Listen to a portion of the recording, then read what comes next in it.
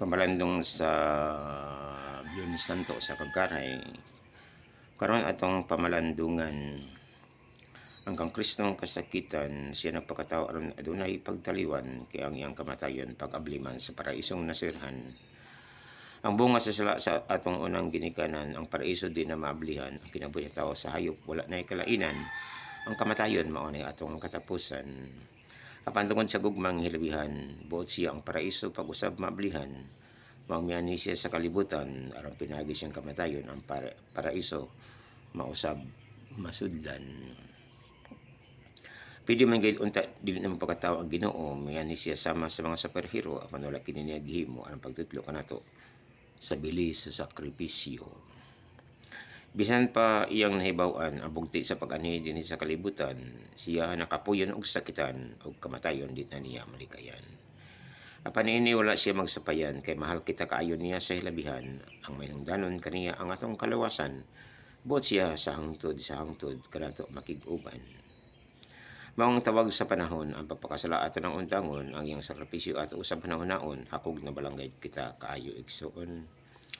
Ang pito kapulong atong tagatagsaon aron makakuha kitag mga leksyon. Una, nagtawag siya nga ang mga kaaway pasayloon kay wala sila masayod nga ang ilang gihukman mahukom usab kanila sa katapusang panahon.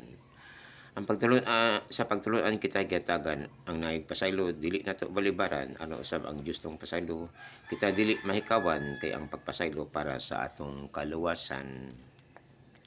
Gihatagan niya sa paraiso ang usa ka tulisan, usa ka pagsulti nga siya di lang tawo kundi Dios siya sa kagahuman, may gahom paghatag pasaylo og kaluwasan.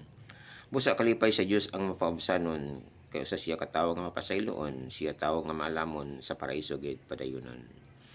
Anyang ginahan gihimo niyang mama sa simbahan nga si Juan Evangelista nagpresentar sa mga bininyagan, tawag kanato nga katawhan nga higmaon ang iyang mama kay gihimo niya inahan sa simbahan. Dili siya unta awayon kaysa pagpasakit ang Ginoo maigibatan sa ingon, o hain na kamong mga hilabtanon, ang kasuko og dumot inyo nang untang wadon. Ang iyang pagingon, Diyos ko, nganong imo akong gibiyaan, mga pulong nga sa basahon sa salmo gikan, litukon lang kon ang tawo nakasilati sa hilabihan kadako ang kasakitan, ug mao kini ana silati sa dalan. Ayang pulong gioho ako, tawag kini kanato sa pagbag-o, kan sa among kita mo tuo amigo, sa atong mga maayong buhat gioho pag-ayo ang Ginoo.